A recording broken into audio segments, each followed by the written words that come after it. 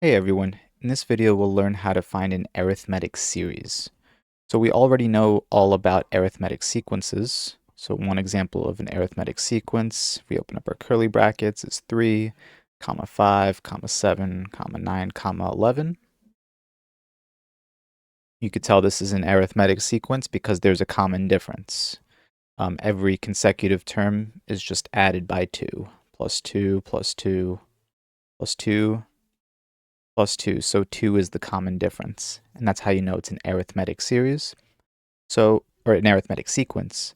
But we're going to learn how to find an arithmetic series. So once you know that the sequence that you're dealing with is an arithmetic sequence, then the arithmetic series, so S sub n, equals n times a sub 1 plus a sub n divided by 2.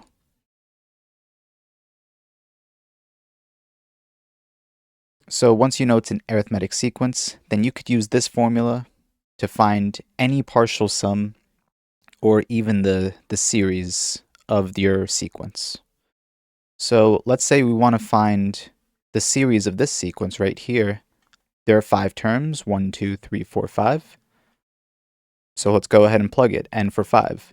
So S sub 5 equals, n is 5, so 5 times a sub 1, so the first term of our sequence is 3, so 3, plus a sub 5, so a sub 5, because n is 5, a sub 5, what is the fifth term or the last term of this sequence? It's 11.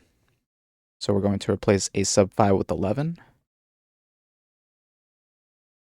divided by 2. And let's go ahead and evaluate this. So 3 plus 11 is 14, and 14 times 5, so 3 plus 11 is 14, and 14 times 5 is 70. 70 divided by 2 is 35. And there we go. This formula works for any arithmetic sequence. As long as you're sure that your sequence is an arithmetic sequence, then this will help you find any series or the series or the partial sum of your sequence. So let's go ahead and find S sub 4 real quick using this formula.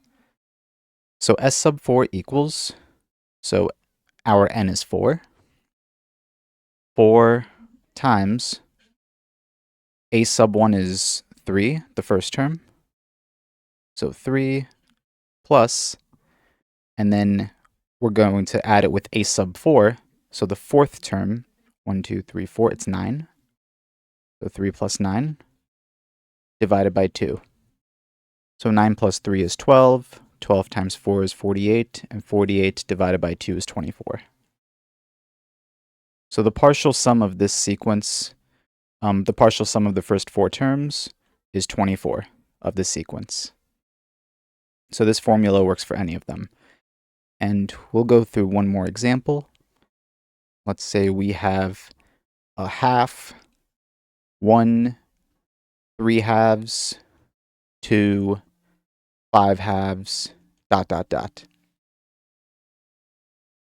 right, so before we can use our formula right here, we have to verify, is this an arithmetic sequence?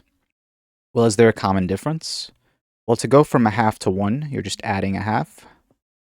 To go from a half to 3 halves, well, let's just subtract them. 3 halves minus 1.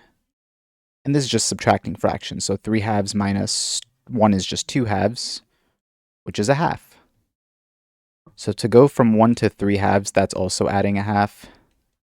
And same thing, to go from 3 halves to 2, which is 4 halves, that's also adding a half. And to go from 2 to 5 halves, that's also adding a half. So the common difference is a half. There's a common difference. This is an arithmetic sequence. Perfect. So let's go ahead and find the partial sum of the first 5. So S sub 5, the first 5 terms. So again, our formula is n times a1 plus an over 2. So our partial sum for the first 5 terms is 5 times the first term, a half, plus the fifth term, 5/2, divided by 2. And let's evaluate this. So what's a half plus 5/2? That's 6/2. 6/2 is 3. So this is just 5 times 3. This is 5 times 3 over 2. 5 times 3 is 15. Over 2 is 7.5. So our partial sum for this sequence over here is 7.5. Our partial sum for the first 5 terms. So that's how arithmetic series works. And that's the formula you could use to find the arithmetic series for any arithmetic sequence. I hope this video helps, and if you have any questions at all, please leave them down in the comments below, and thank you for watching.